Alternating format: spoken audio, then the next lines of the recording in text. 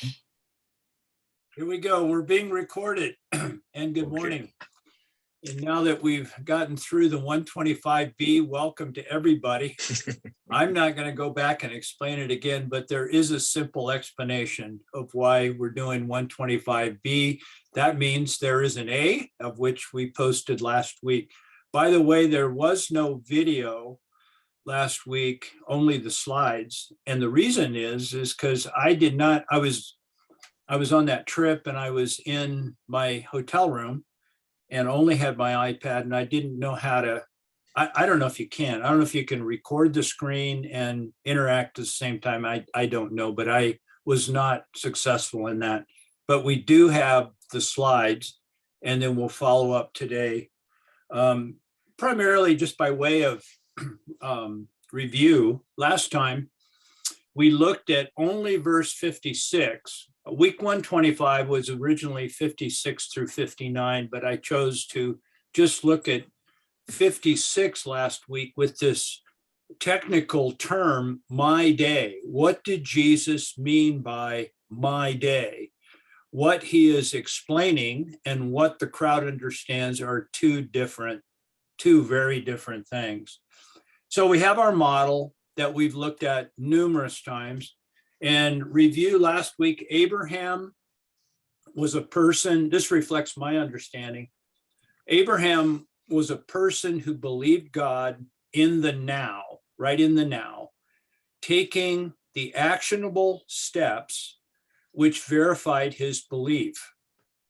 He demonstrated his belief. He left, the scripture states, he left his own home and went to a country that which he did not know. Now that's a kind of a paraphrase, but that is an actionable step. He trusted a great deal, pulling up stakes where he was, I think probably literally, and moving to an entirely different location. And that is recognized as an actionable step of faith or belief. He believed God, and it was accredited to him as righteousness, the scriptures tell us. He demonstrated what we have labeled as applied trust. Now, that's my term, and it correlate faith. I think faith is kind of broad. I like the term trust because it brings it right into the current moment. And applied trust, meaning that if I'm really trusting, I will take some actionable steps, some lifestyle changes, some actions of some sort that demonstrate my trust. And that's where I get applied trust. Abraham's applied trust was sourced from what truly is, and that's the core of the circle that we've looked at before. Jesus is also speaking within the story, and Jesus personifies this applied trust reality 24/7. He always speaks out of what truly is. He reflects what is always true, what is of true substance. And he's inviting all to participate within what truly is. That's reflecting my belief. It is in this regard that Jesus is speaking to the crowd about Abraham's joy over seeing my day. That's what we looked at last week, that the crowd was seeing it one way. They were trying to overlap the Jesus of Nazareth, his life, in a physical time and space kind of thinking, the same that we do today. It's no different. And they were trying to correlate Jesus of Nazareth's actual presence within the presence of Abraham. That's where their heads were. That is the realm of which they were thinking. And Jesus is speaking, and from my perspective, from a different perspective, when Abraham saw his day, he saw what it could be if a human being could live 100% of the time in relationship to God, in relationship to what truly is. And that's where we looked at last week. And again, my perspective, we actually looked at some of the rabbinic texts where the rabbinic commentators looked at Jesus kind of transposing his time and actually revealed to Abraham various levels of history. We have out of Galatians, Paul talking about the preaching of the gospel to Abraham. And I think, from my perspective, I think there are ways to look at that, more than one. So that's what we're looking at here. So we looked at verse 56. If we want to believe that God transposed Jesus of Nazareth and they had an interaction with Abraham, I'm not going to argue that. So in verse 57, we pick up after Abraham is overjoyed to see my day, that technical term. Verse 57, so this is a result of that. The Jews who were present with him, they say, you're not even 50 years old. How have you seen Abraham? Well, Jesus didn't say that. He didn't say he saw Abraham. He said, Abraham saw my day. Well, but their heads are trying to correlate the bodily presence together. Jesus said to them, truly, truly, I say to you, before Abraham was born, I am. I mean, I go way back further than that. Therefore, this really torqued them off. And they picked up stones to throw at him, but Jesus hid himself and he left the temple grounds. This wraps up chapter 8. This is the last verse of chapter 8 that took place during the Festival of Booths within the temple complex itself. So let's take a look at that, 57 through 59. And first comments on verse 57. So the Jews said to him, you're not 50 years old. How have you seen Abraham? So first of all, the crowd interprets Jesus's statement as a claim by Jesus that his physical life as Jesus of Nazareth has somehow overlapped the life of Abraham, the patriarch, who has been dead for quite some time. That, in their heads, that just does not compute, and it doesn't compute because that's the way they see it. The crowd understands his statement as they understand virtually everything. They see it through their self-created constructs. They see it as they see it. And it's how they see everything. This is what they have done inside of themselves and supported it in the crowd. And that's how they see it. They see how they see Jesus is how they see everything. And that is the way they see it. So this represents the crowd. And we've got the crowd here. You have seen this numerous times. We've got Jesus here. And there's a disconnect here. They are coming from two entirely different perspectives. Sometimes I forget where I started taking my pen and putting it on my big screen because I get confused on where I'm supposed to act.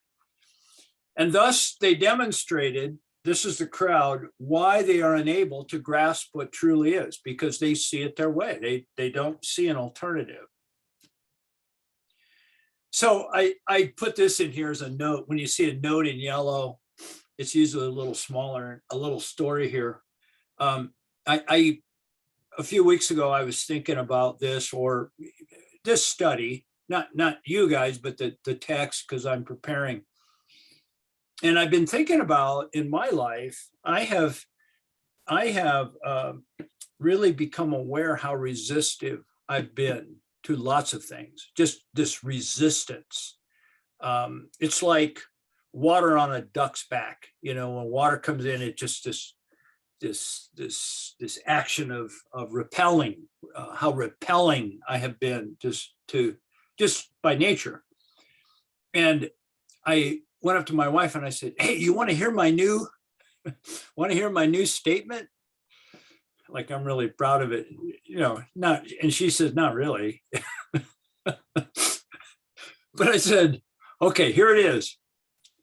You don't want to hear it, but I'll tell you anyway. I'm becoming increasingly aware, or more apparent aware, regarding how well I have not listened. And boy, you should have seen the look on her face. She totally changed. She liked that. She goes, "Yeah, I've only been telling you for 40 years. So, but and sometimes it takes 40 years. But this is this is where the crowd, they're so sure. They're so sure they have it right, that they're communicating with Jesus, but they're not. They're imposing their own ways of thinking onto the text. They're not really open. They're only open as they want it to be, as they're able to receive. And thus, much of my experience throughout my life. Comments, verse 58, Jesus said to them, "Truly, truly, I say to you, before Abraham was born, I am." And this is one of, I don't know, are they 7? I'm not sure, of the I am statements. The I am is the enduring existence idea. The I am. The I am existed way prior to Abraham. And I would tie this directly to John chapter 1. In the beginning was the Word, and the Word was with God, and the Word was God. The I am would be, I don't know the nuances there. When you were talking about a triune relationship of God Almighty and the Word became flesh, and the Holy, we kind of go on tilt. But the I am is integral to that very relationship from the very beginning. And then it said the Word became flesh in verse 14, thus Jesus.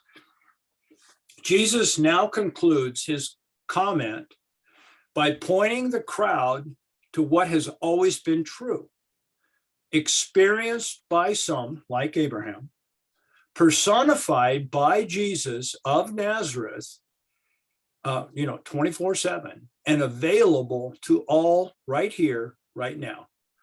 And I think that is Jesus's vision for you and I, to be one, to enter into this kind of way of trust, a trusting relationship 24/7. Is what we are invited into.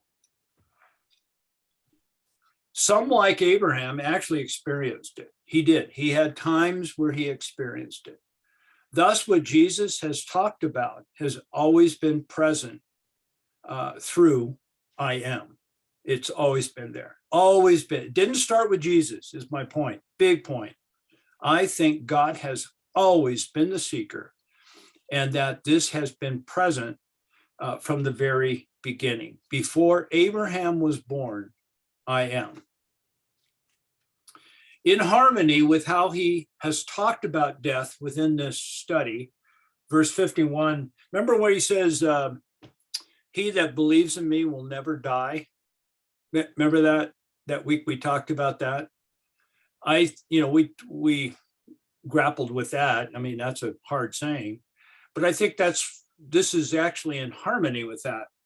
Jesus states his prior existence in relation to Abraham. In other words, if we live 24/7 within what we are being invited into, I think is how verse 51 applies. We will never see death. Now, we have got the big barrier in our head regarding physical death. But I think Jesus is transcending that image into something bigger than our physical death. Now, the crowd didn't see it that way. They saw it the way they see everything else, their way. Assumed is their commonly shared human experience of trusting God. This is Abraham and Jesus. Assumed, I'm assuming that here.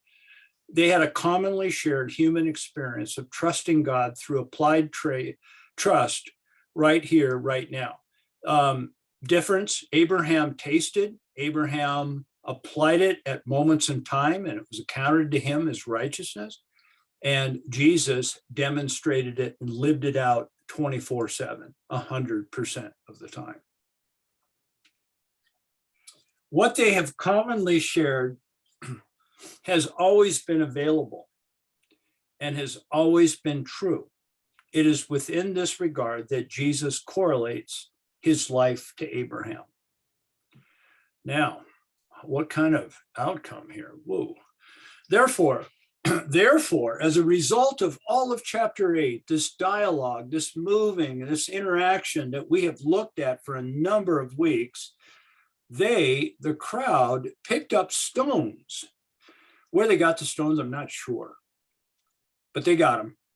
They picked up stones to throw at him, but Jesus hid himself and left the temple grounds. That's the last verse of chapter 8. This last statement by Jesus in this chapter enrages the crowd to such a level that they pick up stones to throw at him. Their action at this time reinforces the human tendency, and again, this is my belief, that to hate, I think we humans have a tendency to hate that which we do not understand. That is a mouthful. We tend to hate that which we do not understand. Thus, the crowd demonstrates their hate due to not knowing, because they don't understand, by picking up stones to throw with the intent to kill Jesus. And Jesus escapes this murder attempt. That's the end of the chapter.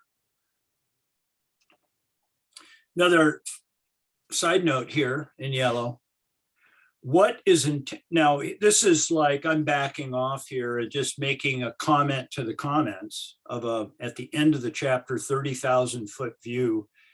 I think it's so ironic and interesting that what is intended by Jesus to be an invitation to life.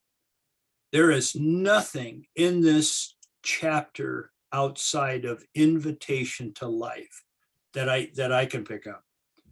But it's perceived by the crowd as a threat. And this threat, this self-imposed threat, escalated to the point of enraged anger on the part of the crowd, followed this initiated and followed by an attempted murder.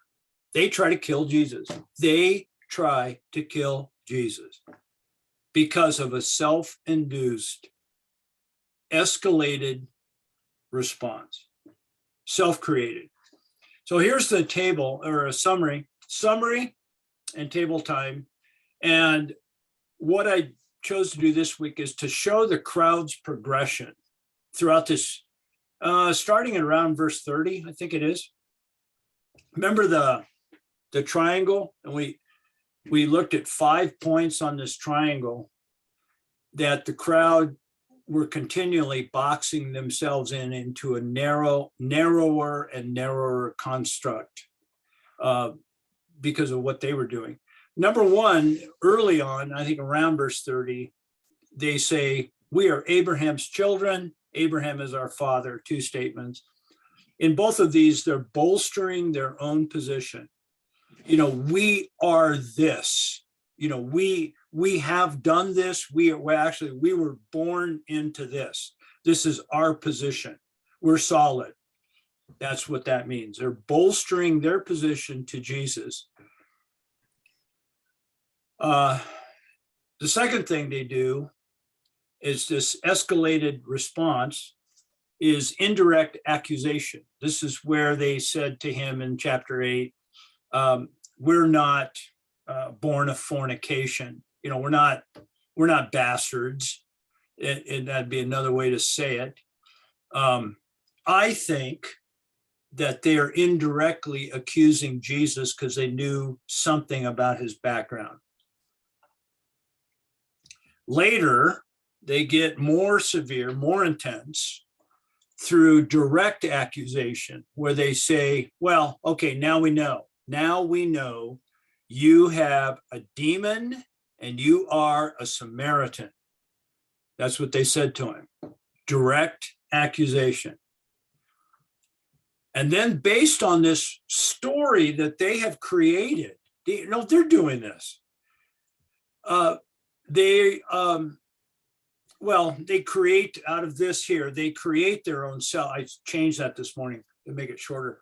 They created their own self-constructed reality based on these segments that they have manufactured, these derivatives that they've come up with. And then finally, the chapter ends with a murder attempt, the attempted murder of Jesus. So that is about half of the chapter of chapter 8. And the question for us, we got 2 questions this morning. I'd like you to think about, and let's talk about, we'll just stay as a group. We won't go to tables because of the size. What is it? What do you guys think the crowd hates here? What is driving this? No, I've said my statement, but what if we could put some more detail on that? What is it that the crowd hates? And then secondly, what really captures your attention? This chart here really covers about 30 verses. And this escalated, we've really slowed it down. This escalated destructive way of thinking by the crowd, and out of that, what captures your attention? So, gentlemen, the floor is open.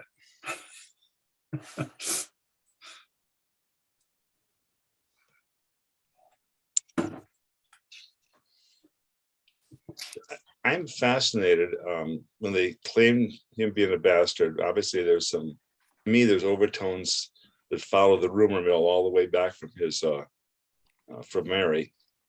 But he was from Nazareth, which wasn't a big deal. It was a little town. Not only that, it was on the other side of Samaria from Jerusalem. So you went through Samaria, you tried to avoid it. I assume that some of his interactions with the Samaritans, like the woman at the well and his time there, or Peter and John saying, let's call down fire. I assume that there was a sense that he was sensitive to or aware to the Samaritans. So there's an overlay of the enemy on top of Jesus. He's claiming all these claims, and he seems to be partial to the Samaritans. Maybe that was his dad. Who knows? We're not going to let you take us down that path. And the reason I say that is I've been reading now some of these books, like The Cross and the Lynching Tree, these things, and man, some of these books are just hated by some fervent evangelicals down south, because it collides with their thinking. I go, why? What is it that's hated? Well, it's a very black view. I mean, a very black Southern view of the Bible and the cross and all this stuff and the tension on it, and it's not welcome, because it's not a very positive view of history, and the response is anger and hate. I mean, it really is. It's going on all over the country right now in terms of how do we assess our history. And I read this stuff and I go like, this stuff's valid, good arguments. I don't know why people are so worried about exposed to it, Yeah. But I see a parallel. And that parallel, yes, I do see a parallel. You're talking about the really the political polarization of our country. Polarization, it's driving it this way, not this way. Is that what I'm sorry, you can't see my fingers, but instead of pulling together, it's polarizing. There's a polarization effect going on. And could that be equated with this idea of hate? Well, there's certain lot of that buried in there. Yeah. And a lot of it says, well, we don't want to have troublesome or upsetting things taught to the kids in the school. Well, okay, I get that. But they're saying, what about the Black kids in the school? How are they feeling about this? There's two sides to every argument. And I go like, gee, guys, there's a real knee-jerk reaction to this now that I'm surprised to see after 50 years past the Civil Rights Act, Yeah, 50 years past. So you're saying, if I understand you, you're saying in this little graph, you're seeing a correlation with what's happening on a much larger national level with basically beliefs. I think it plays out over history. Yeah, it plays out over history. It could have been the feelings about the Anabaptists years ago. It could have been the feelings about the early Protestants. Who knows? But not only when you challenge someone, when you present it from a view of the enemy or the perceived enemy, there's a lot of immediate anger comes back at you. Yeah, I think so. But I think this, and that goes back. I think there's a Samaritan thread in here that I find intriguing. You find what? Intriguing. Yeah, but I didn't hear. I heard Samaritan, but I didn't make. Well, there's a Samaritan thread running through these arguments that I find intriguing. I mean, they're already categorizing Jesus as being not the real deal, and sort of smearing him, and of course his bastard. But also, I think there's an anti-Samaritan string in here that pops up a couple of times in the conversation. Yeah, I don't know, Bill. What do you? Kind of my assessment of that is that word. I think word was traveling. I think he was popular, and there were a lot of buzz going on about Jesus in temple, and I think it was probably a common street belief or street information that he had an encounter with a woman at the well in Samaria, a Samaritan woman. Right. I mean, to his dad said, let's call down fire on this one place. It won't receive you. He said, no. Don't do that. Yeah. And that wasn't, in their view, a cool thing to do. Yeah. You're a Samaritan. Yeah. Yep. I think the Good Samaritan he comes right back with that story somewhere in here, and that's kind of, it's jumping out at me. Yeah. Well, that's what I'm asking. Tassi, you had a comment. Well, I think basically to me, it's simple that they hate him because he's saying he's God in a way that's not entirely direct, but I think that's what they're saying is because even their basic beliefs is that there was one God. I don't think they even had that much of a concept of the Spirit in there, but to bring in the concept of a Trinity is totally difficult for them to accept. So I think they just have, they're hating out of, they just don't believe that he can say that he's God. He's from Nazareth.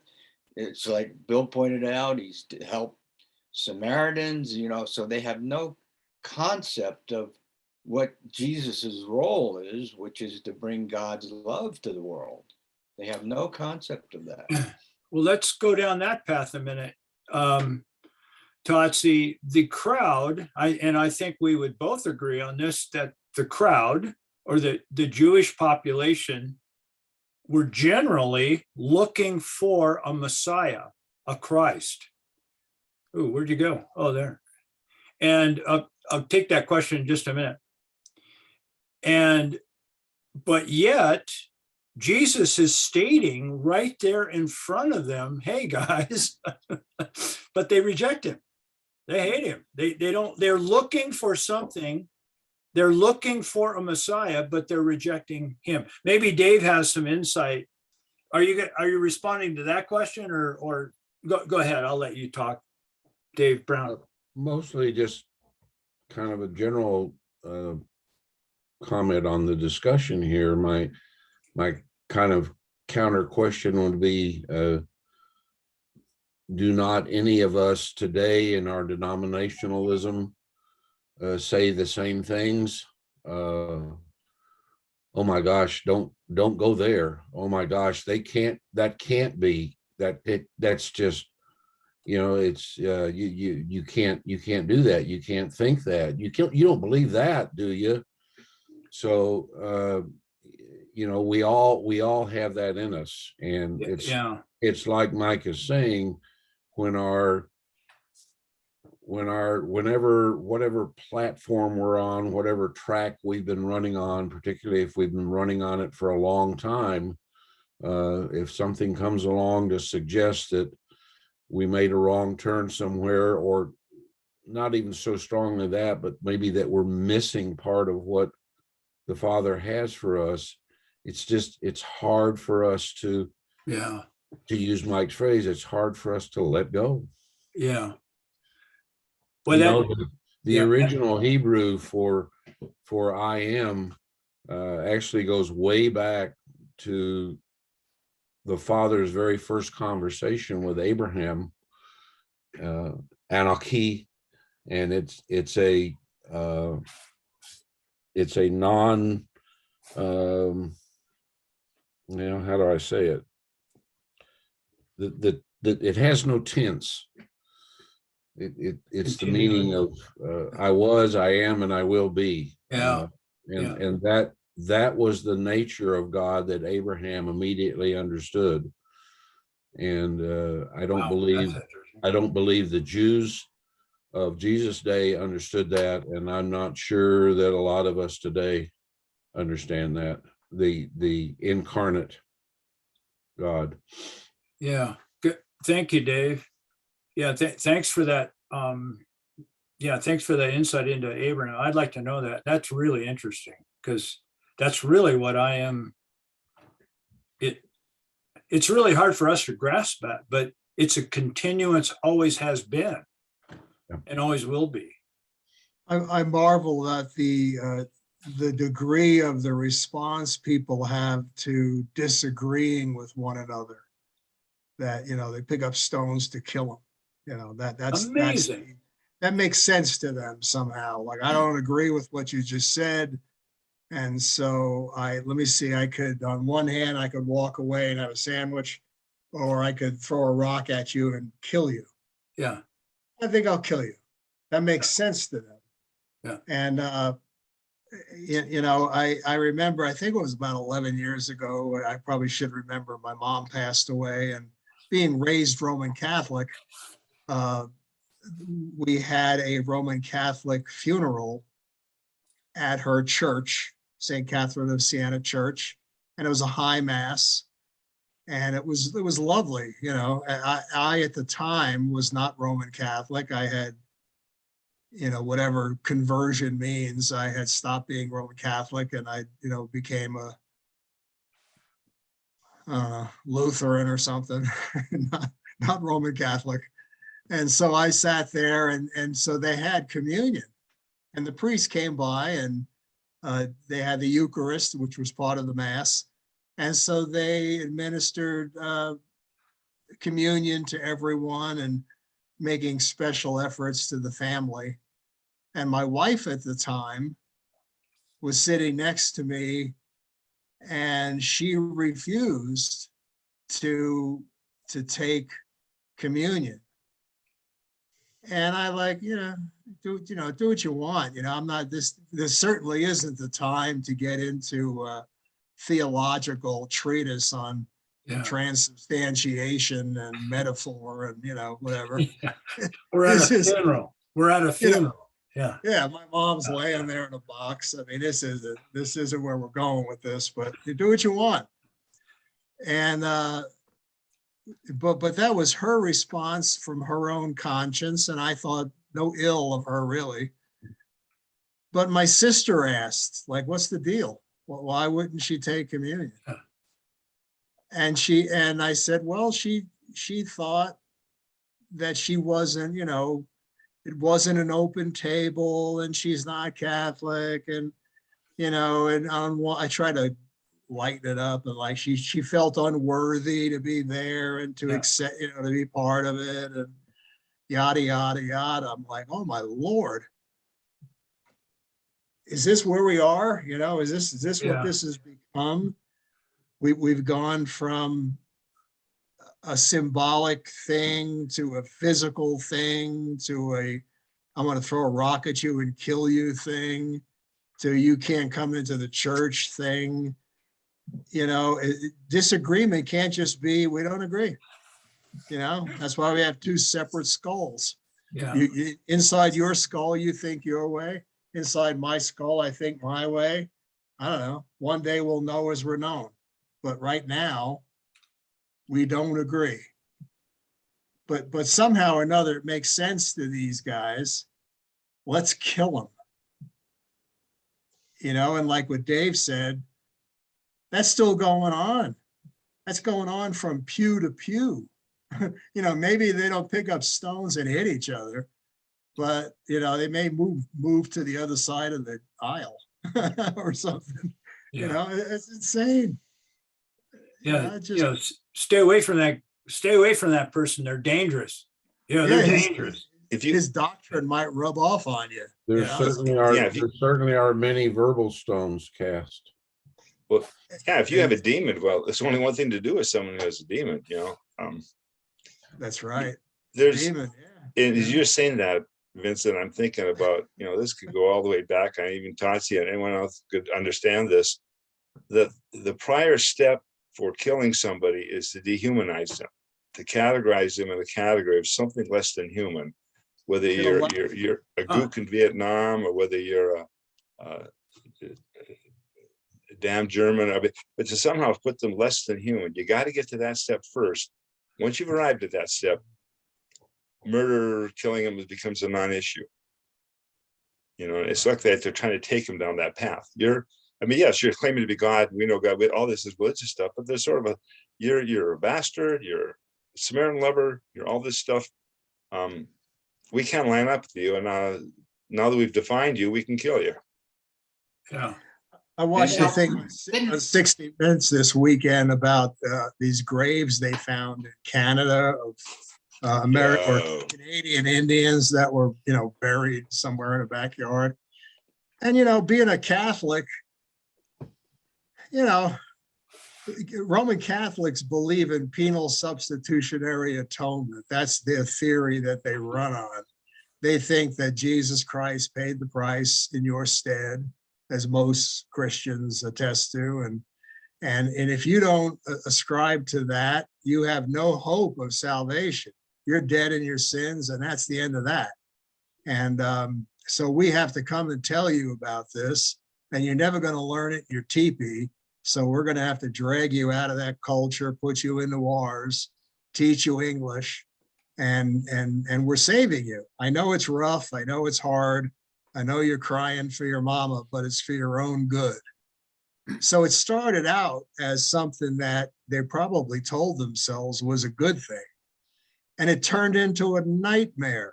It turned into like just sexual abuse and murdering people and throwing people in graves. And it's just, my Lord, how did that happen? Yeah.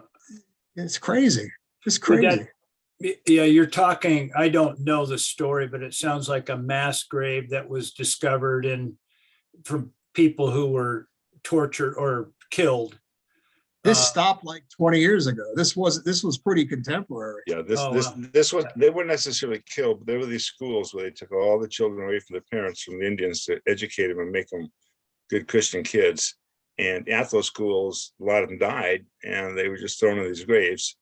And there's a lot of dehumanization that's been uncovered now, and it's not pretty. Yeah, that's really unfortunate. And the thing, getting back to Tatsi's comment, the thing that I've pondered about is, here they are. This context is it's not out of left field, but these people had a belief, had an appreciation, a desire for someone to come for a savior, for a Messiah. A Messiah would be their term, who in Greek is a Christ. But yet, when presented right before their eyes, it evolved. It created hate. It created hate, and that is a huge disconnect. But yet, that disconnect is so prevalent in what we're experiencing, both at a national level, what we've experienced historically, what we experience in the pews, in our churches. There is this message and personhood of Jesus Christ that is somehow being missed, grossly missed by us folks. And I think right here is maybe some of the why. I mean, not right here, but I think what we're looking at in the Gospels is, my goodness, there's this huge disconnect, all created out of this self-created need, way of thinking that is doing it. Well, I think Bill really hit on why I answered it the way I did, in that the racial prejudice, particularly in this country against blacks, but I experienced it myself, during the World War II and early post-World War II thing, in terms of being of Japanese descent. I would run into strangers and you could tell they just hated me because they thought I was a Japanese traitor, okay, or whatever they thought I was, all right? Yeah. I couldn't be trusted because I was sneaky, Yeah. or whatever kind of a thing. So, so kind of experience that kind of crowd hate from a direct basis. I mean, not as bad as what the blacks have gone through, and it even wasn't that bad back east compared to what happened in California. So anyway, that's kind of the way I answered the question the way I did in terms of generalizing it. Yeah. I remember, I don't know, more than a few years ago, I heard Rob Bell. Remember Rob Bell? And boy, great communicator. And he used to put these little pneumos, what were they? These little videos together. Man, they were really good. Well, Rob wrote a book called Love Wins. And he got ostracized for that. Oh my goodness. I actually read that last year and I go, man, this is a pretty conservative book. Anyway, from my perspective. But anyway, I liked the book. I really enjoyed it. But the conservative, his brothers, he's a well-known national guy and all that. And I remember hearing him speak. I was at a conference where Rob Bell was speaking after all this came down. And he was distraught. Man, he was hurt deeply. He said, I was so upset. I mean, I was so discouraged. I'm part of the faith. I'm in this. And he was so mistreated by his peers at the upper echelons that I was so distraught that I pulled in one day to get gas. And I was so taken back by this whole thing he was in. He drove away with the gas thing in there. He forgot he was getting gas, and he ripped the hose out of the guy. But I can understand that. I can understand being so discouraged and so distraught. And here he thought he was doing something that was something of value to the church, and they hated him. My goodness, they crucified him. Certainty is one of the biggest problems we're wrestling. Certainty is pick your denomination, pick your theology, but underneath it is a sense to be certain, because you're dealing with your eternal destiny. Yeah. And so you got to be certain. Well, it becomes a house of cards. And if someone pulls out one card, if you don't defend that card, you're afraid the entire house will come down. Yeah. The truth is, it doesn't. Yeah. And that's, what is underlying all this, Bill. I think there's a lot of fear. this feel that we need to defend God Almighty, really a defensive posture of like, if I allow this to happen, I'm gonna get cooties, this fear of cooties. Remember cooties? Well, this was a huge threat to their identity. I mean, Jesus in his conversations are going to be saying things like, I'm the new temple. You don't need the temple. I mean, strong statements that would totally demolish their identity as Jews. I mean, Yeah. to them, that's as bad as being taken into captivity. Yeah. Yeah. They Mike, did have a pretty talk honest, about heated cooties. conversation.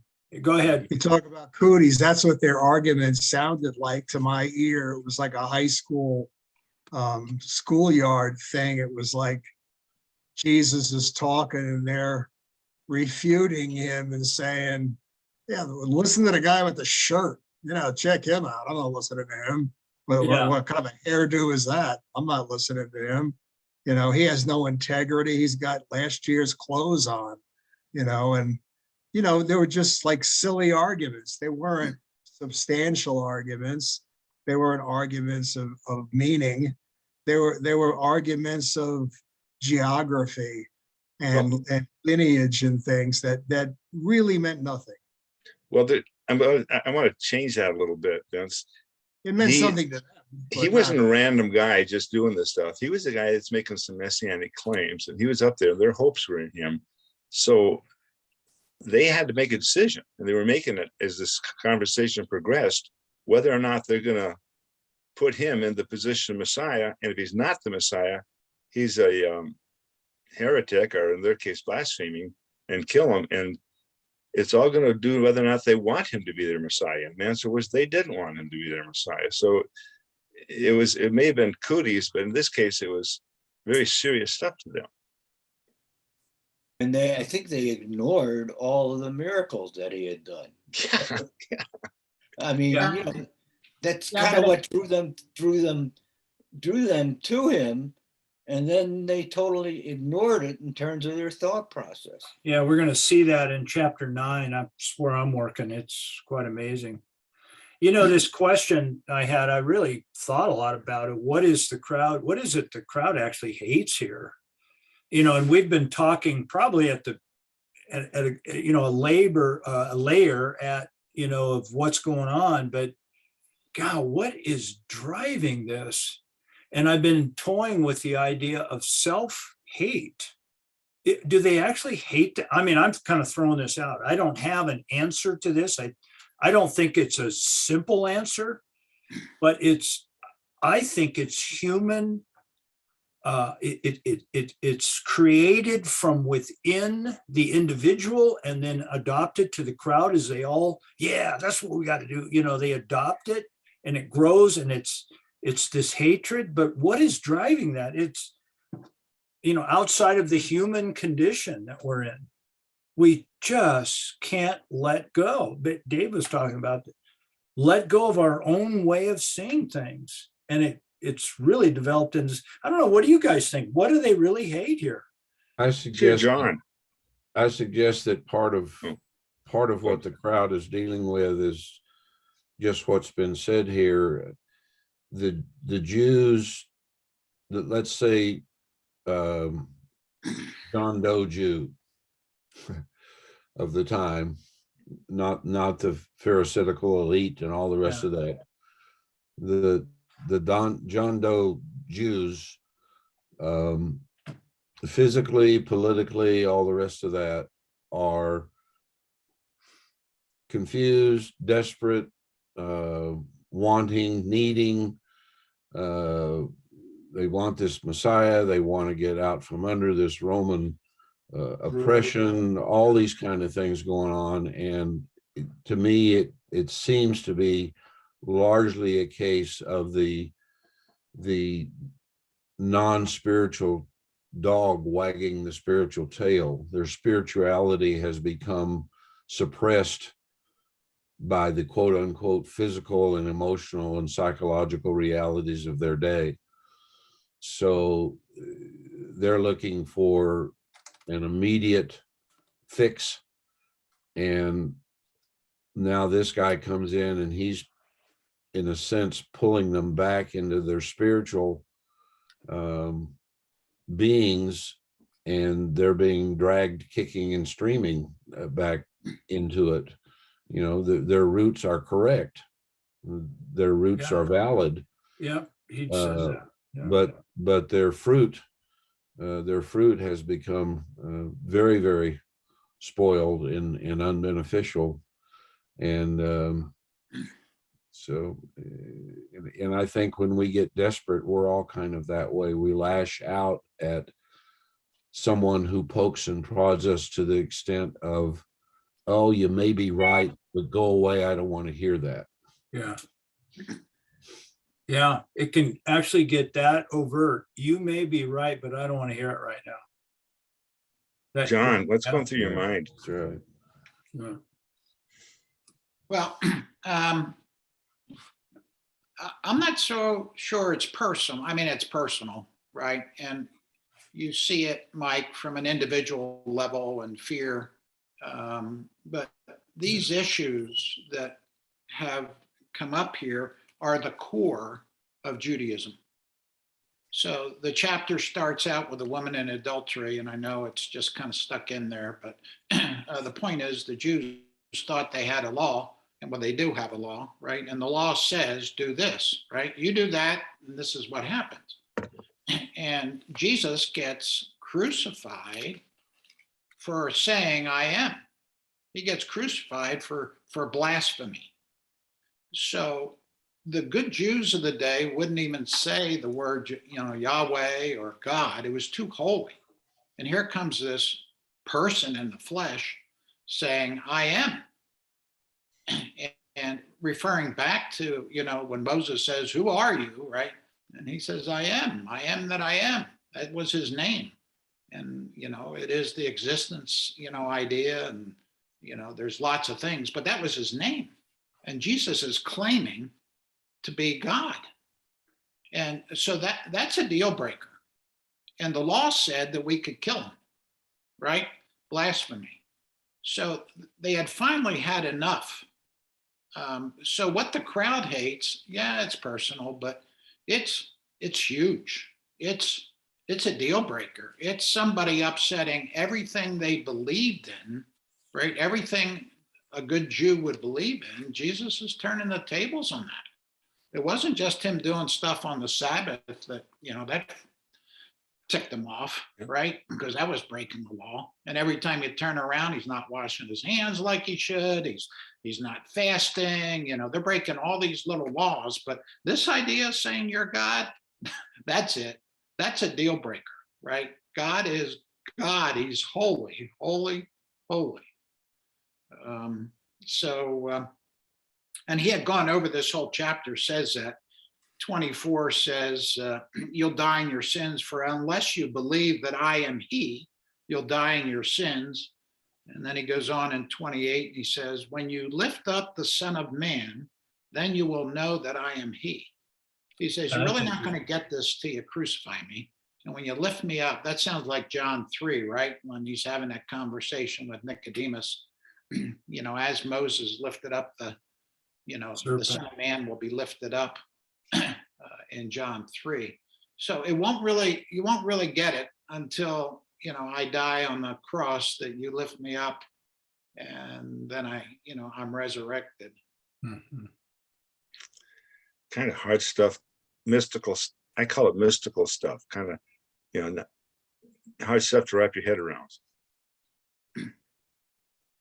Well, Jesus, just think of the things we've read thus far, all the mystical conversations, right? And even the first sign was turning probably foot water, but water into wine at a wedding. That was the first sign. And then I think right after that, we ran into the woman at the well, and he starts having these conversations about living water, right? And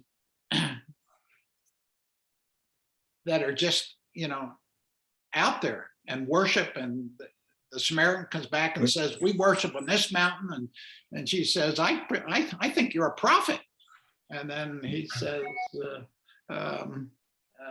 what he says, you know, we worship in spirit and truth. God is spirit, right? We Jews, we got the right answer. And then, so these conversations, I think there's a lot of John is mystical, you know, his take on things. But this was, Jesus crossed the line.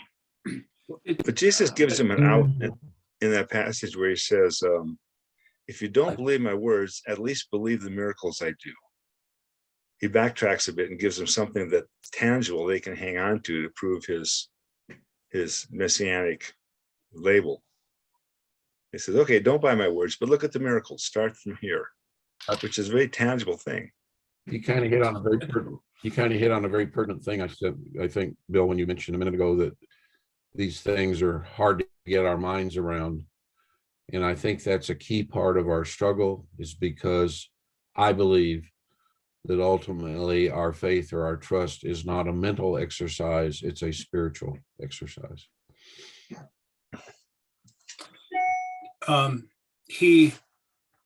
Kind of my comment, and then we're going to wrap. I get the last word today because it's 8 o'clock. But where was I going to go with this? Is that what I'm seeing here, from a larger perspective of which, John, you were talking about this, is I see Jesus inviting people in the midst of actually taking a lot of personal hits himself, continue to invite.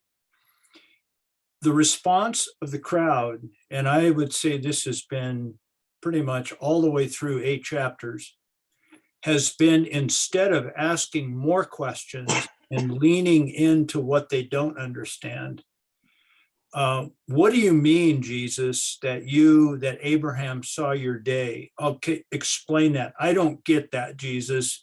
You're not 50 years old. And that's how I understand it. However they say it, they don't ask more questions. They don't lean into him. They reject him like water off the duck's back. And they create a judgment that leads to destructive purposes. I see that as human nature. And the question that I'll leave with you guys today is, why is that? What is keeping us humans from, okay, I'm going to try this, from pulling together in our differences? I don't see it. And what is it within us that is keeping us from doing that? And I don't have the answer, guys. I think it's a complex, several things. I think it's a complex answer, but oh boy, we reached, in a sense, a pinnacle, a murder attempt of the incarnate God by the very people he's coming to rescue. That is incredible. We'll go on next week as we'll look at the blind man, and we will watch the dance. The dance of the 7 veils. Have a good week, guys. See you next week. Thanks for coming. Thanks. See you.